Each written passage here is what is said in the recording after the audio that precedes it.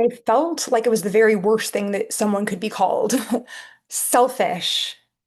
I spent years checking myself and making sure that, okay, is this putting the other person first?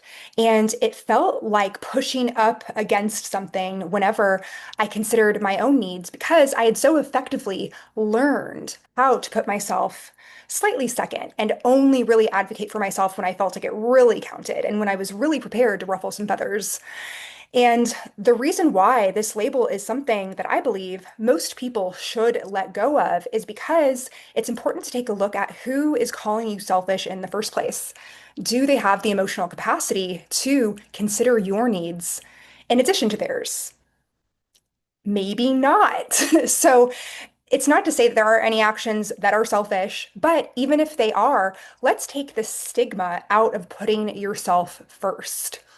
Let's take the stigma out of maybe not over explaining and trying to get other people to see the reasons why we're putting ourselves first. This can feel sort of like dipping your toes into villain territory, but the reason why I feel so strongly about shedding the label of being selfish is because in this world, I believe we're all fractals of the same thing.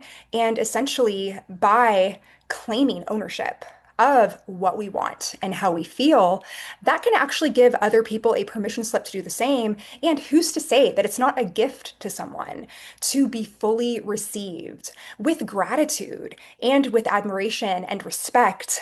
Receiving is not a bad thing. It has gotten a bad rep. It's better to give than to receive.